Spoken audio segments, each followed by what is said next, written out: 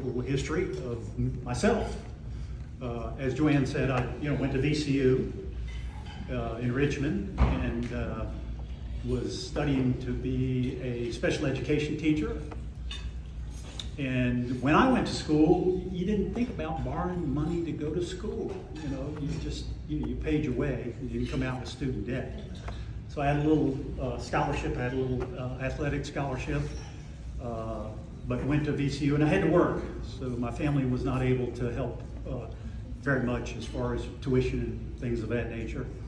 So I took a job. Well, I did a practicum at what was the Richmond Cerebral Palsy Center. So that was a self-contained school for children with cerebral palsy, and I worked there for 2 years while I was going to school. And very interesting place to start my career. Looking back and trying to evaluate in today's sort of paradigms, being a self-contained school for children with CP. It was a regional school, so it not only pulled from Richmond, but Chesterfield County and Hanover County, Henrico County. And it was a wonderful place for children with cerebral palsy. There was no bullying. They knew, many of the children knew they were different, and it was a very rigorous academic program. So the thinking was if they could invest additional resources, again, this is before Public Law 94-142, so it was before that, if they could invest and help these children develop strong academic skills, there was probably, for some of them, a better chance that they could move into employment. So I was working with kids that were young teenagers and teaching them to read.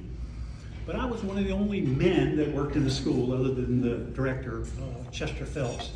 But he didn't do anything, he was the director, so I was really the only man there. And one of my tasks also was to help some of the boys with daily living bathroom activities. And I got to know one of the older boys, Thomas, and Thomas was an interesting fellow. Is that he came from a very privileged family in Richmond. Father and grandfather owned a very successful business. And in order to graduate, each senior had to write a paper. So I was 19 years old when I was working there. Just started school. And Thomas asked me, would you read my senior paper? We became friends. So I read his paper and it blew me away. Thomas said the best years of his life were going to be the time he spent at the Richmond Cerebral Palsy Center because he had friends. And his perspective on his life was he was going to be totally dependent on his family. He had a form of cerebral palsy that was very, there's basically 4 types of CP, but his was very unique, small incidents, so he flailed. And he was probably the most determined individual I've ever met in my whole life. He wanted to walk, so he walked with a big walker. He wore a baseball helmet. He fell every 5 minutes, but he was so committed to wanting to walk. But in his paper, he talked about his 2 older brothers and how they would have girlfriends and marry and have kids, and he would be a burden on his family, and he would stay home and be taken care of by his family. Really put me on a trajectory is maybe I can help create jobs for people that they can have a future after school. So continued to go to school at VCU, and there's a fellow named Paul Wayman. Some people may remember Paul. Paul Wayman at the Rehabilitation Research and Training Center, RRTC Center. So just getting started at VCU, and I took a job in Henrico County, and we ran a demonstration site. It was called Project Employability.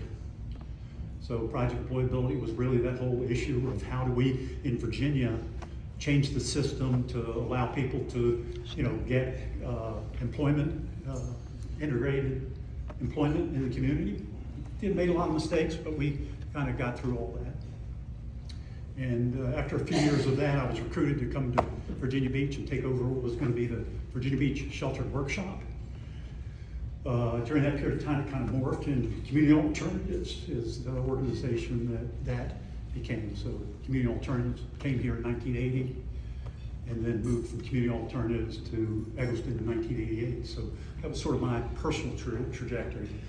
I share that with you because I think it helps better understand kind of the history of access and kind of the history of how things developed in Virginia.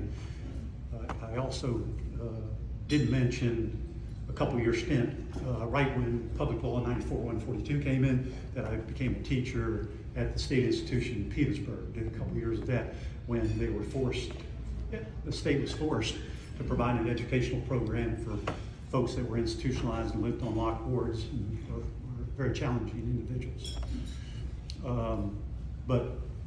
I was talking to folks here at the table and sharing some of the names. We really came up with real bad acronyms for things. So, you know, it was NARF, and we were VARF.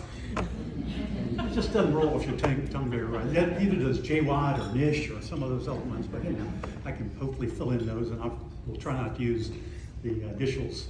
We'll spell things out. So RRTC, Rehabilitation Research and Training Centers out of VCU. So anyhow, in 1975, an organization was born called NARF, National Association of Rehabilitation Facilities. It was bringing together of a bunch of other smaller organizations that really came out of the need of implementing the 1973 Rehabilitation Rehab Act.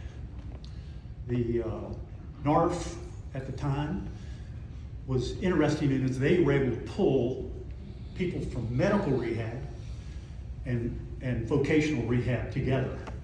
So the money was on the medical rehab side. So we had lobbyists in DC.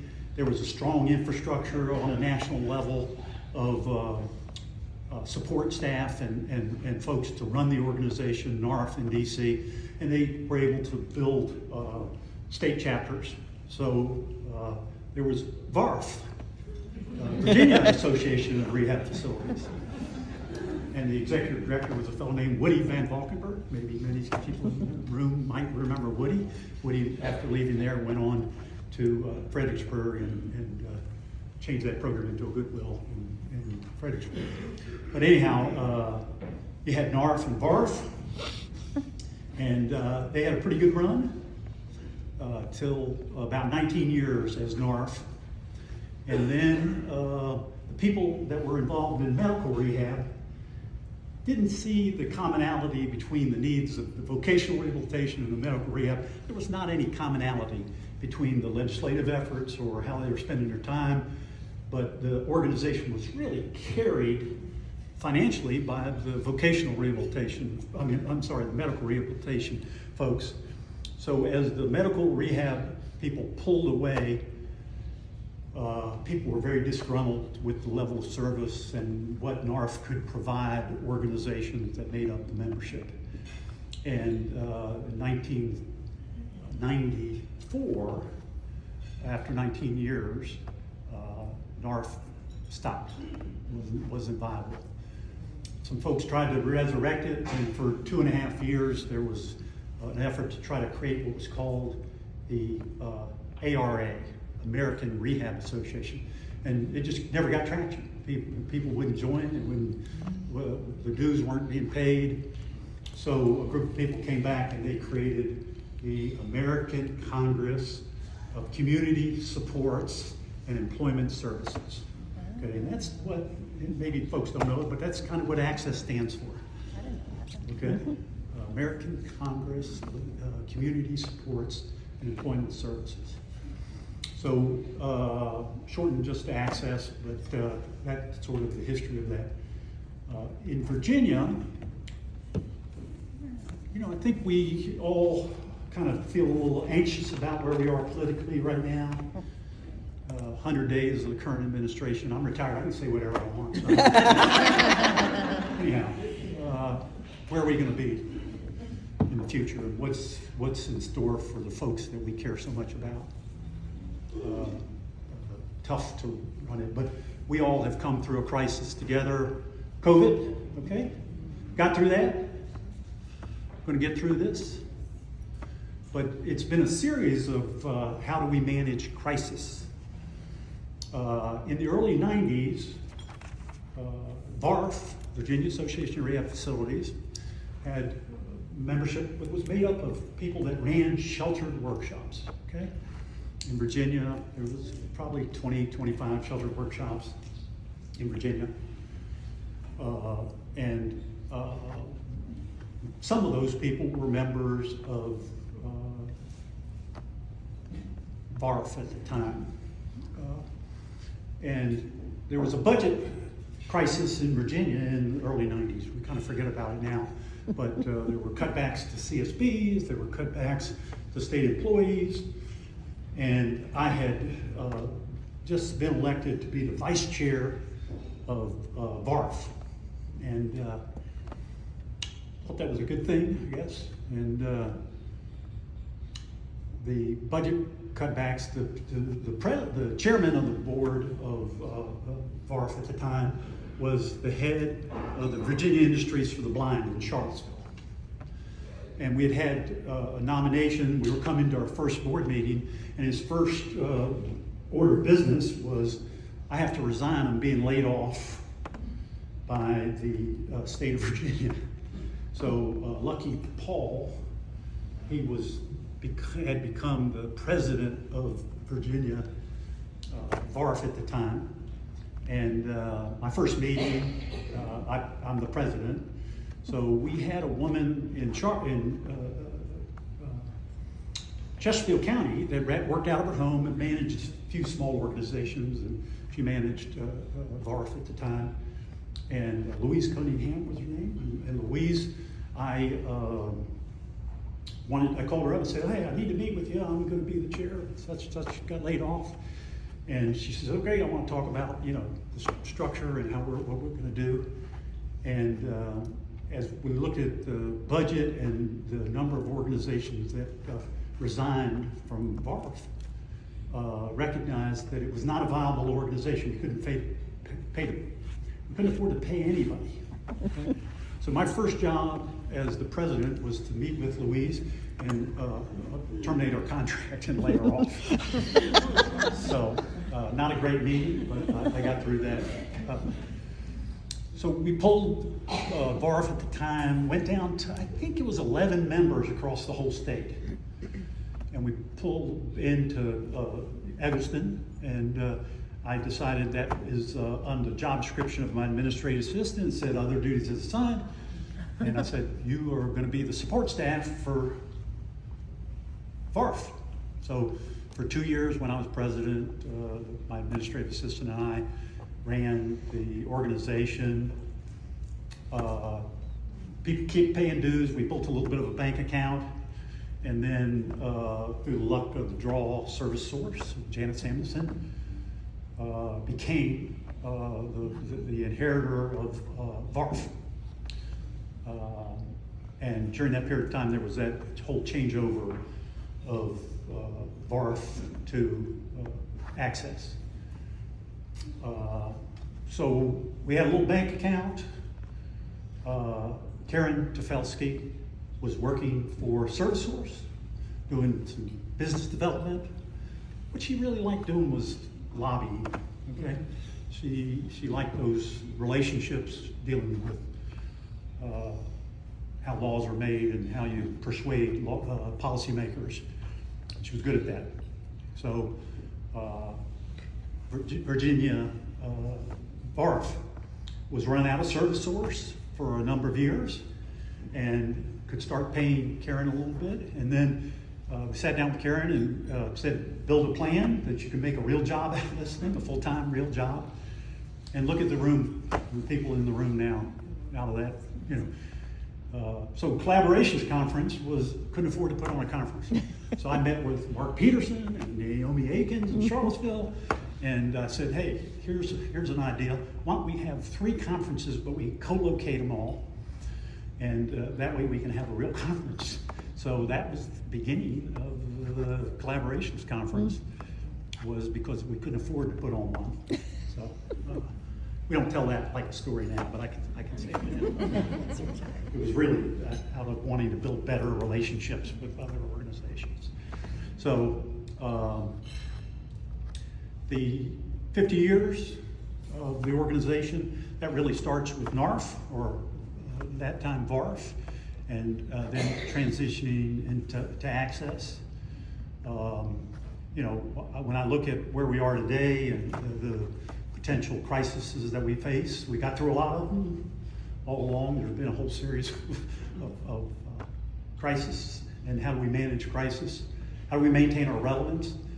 I think, you know, I was talking to somebody the other day, and I said, yeah, you know, when I was 18, 19 years old, I hitchhiked all across the country, and, you know, and nobody could do that now. So I think you have to evaluate where we were in those days, and it's hard to evaluate them in today's terms, but I think we were relevant as an organization. We were doing the best we could do. You know, most of the organizations that in Virginia predate the creation of community services boards. Community services boards were created with law in 1968. There's 40 of them around the state.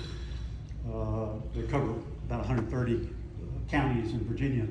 So the CSBs were a kind of a new force. You have Eggleston, you have First Ability, both, you know, mid-50s. Many of these organizations were predated. You know, the effort was as best as possible to provide some level of community-based services. You know, the year 1955 is when we institutionalized the most people in our country. So, you know, everybody's heard the story, you know, the doctor says, you know, this child needs to go into a state institution, it'll ruin your family, you're not gonna be able to support. So we need to take and put them in an institution. And that made a lot of sense up until it didn't.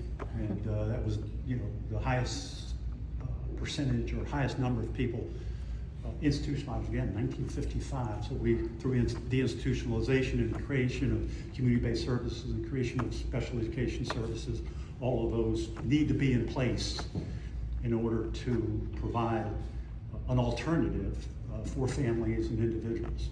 So I guess the whole issue of how do we maintain our relevance as an organization, it's been a constant examining, and, you know, the things that we did at some point in time, they were all meaning. When they don't make sense anymore, they don't make sense anymore. One example, I was telling somebody a little earlier, when I worked in Henrico County, the lady that ran our group homes quit. So it was other duties as assigned. Paul, go and run the group homes. And we had a rule where if you come in the group home, your family can't visit or have any contact with you for 6 months, the first 6 months. Now in today's, you look at that and say, what a stupid idea. But we had every thought that this was a smart way to break the bond. And I think it was maybe they made the rule because there was one woman that wanted to show up every day to see how her son was doing in the group home. So they made a rule for everybody that you can't come for 6 months. So they didn't have to single out the one individual that they wasn't doing the right thing. So let me just make sure I'm covering what I wanted to cover. So talking more about Karen, you know, when you look at individuals and what motivates people, and it may be something you could take when you think about putting the people on the right role. You know, are you doing the role that you are going to be most successful at? You can look at it as that people want to make an impact with an individual.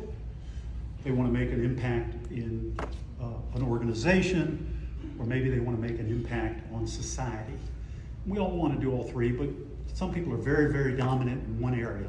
Don't make me a supervisor. I want to work with Johnny and Susie and help them, you know, achieve their goals. And that would be somebody that, you know, is very focused on wanting to have a focus with an individual. Other people are just natural managers, leaders. They want to make an organization, and they want to, what I say, want to make the trains run on time. So the idea of how they manage an organization efficiently. And for other people, they want to make an impact on society. And I think if you're going to be a lobbyist, you tend to want to be on the side of making an impact on society.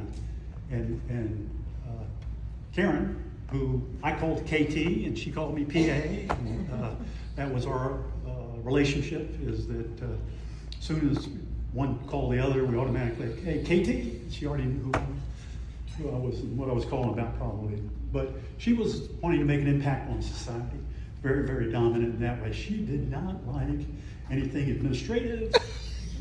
People were laughing, but it's the truth. So, you know, when you're trying to make sure, it's not going to be the right decision for some people, but if you think about it in those three terms, it's either you're about the individual, you're about an organization, or you're about society. Don't put people in the wrong role. And, you know, they're not going to be happy and they're not going to do a good job. So Karen, her good job was about creating relationships, understanding kind of where she could make an impact, and developing those relationships and communicating that and making a difference in an industry that she kind of came into, you know, in an unusual way. She didn't really have a strong reason to come into this organization. So when I think about, you know, Karen, and use the term RIG, some people may have heard of that. You think about the relationships that are developed, and we all are defined and show value in our jobs and what we do by the relationships we form, and impact. What kind of impact are you going to make, or does she make? And is that intrinsically reinforcing to an individual? And then G, growth. Karen grew with the organization. I mean, she grew with the organization. Literally 12 organizations, kind of at the very, really were the discussions at board meeting is, does this make sense? Should we just fold our tent and go home and, you know, just stop? We're not going to be relevant. We don't have the membership. But I think the growth of organizations, you know, the other thing about Virginia, and I know I'm kind of jumping around, was in these crisis management effort, there was an effort by organizations, and VARF was the leader of it, to create easy money, okay? ESE, so we call it easy money, extended sheltered employment. That was through what was then DARS, Department of Rehabilitation Services. So DARS funded shelter workshops, and you had to be the employer of record. There were 32 organizations that qualified for easy money in 1982. And you know, that helped sustain, keep the lights on in some organizations. As the Community Services Board began to grow and expand, a lot of those traditional programs that were, you know, legacy programs, the shelter workshops, were struggling.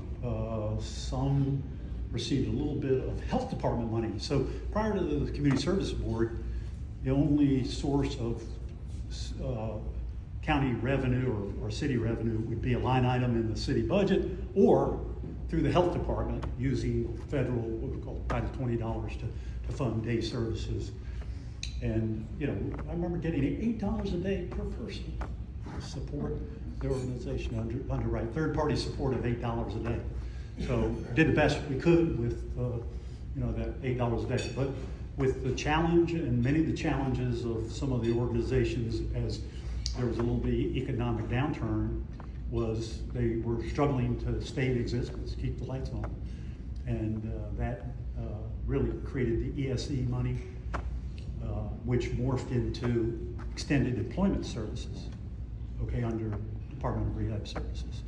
And then recognizing that these 32 organizations coveted that money and wanted to make sure nobody else could get that money, there was an effort to bring more people into the fold, and working with Karen to do that, to create lettuce funding, long-term employment support services.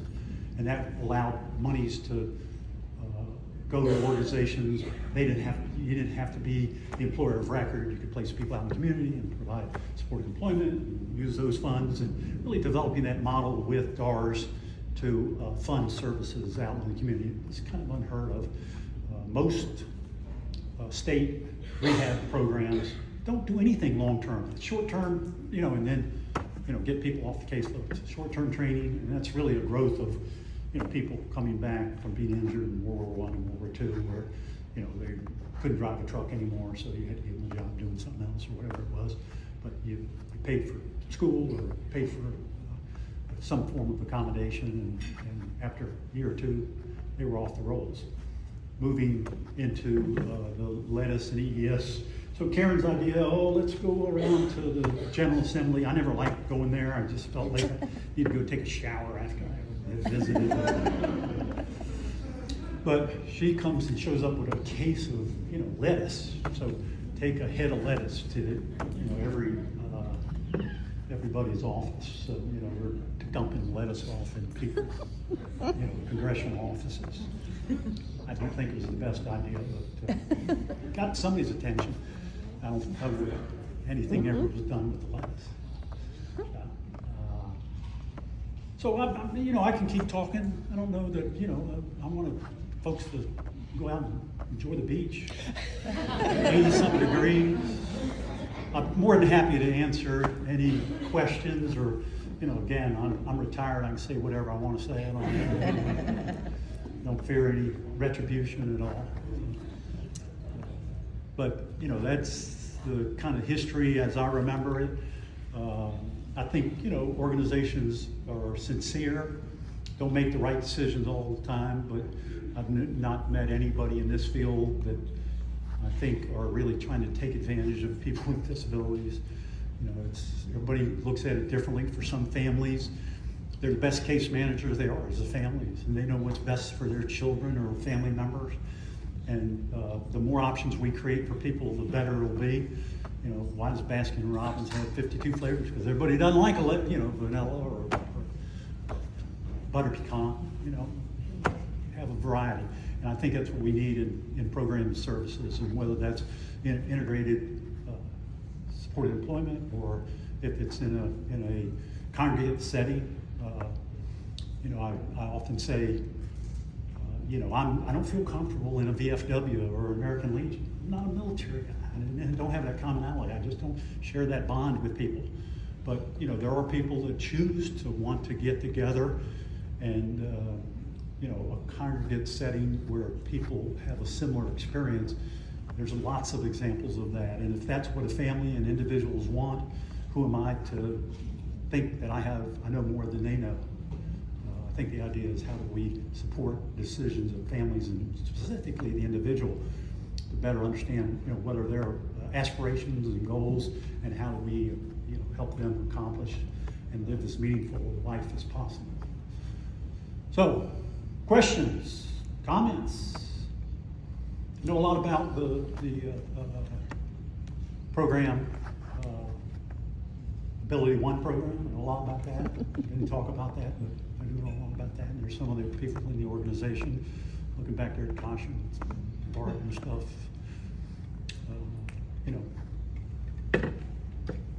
Anything? Raise your hand if you want to go to the beach.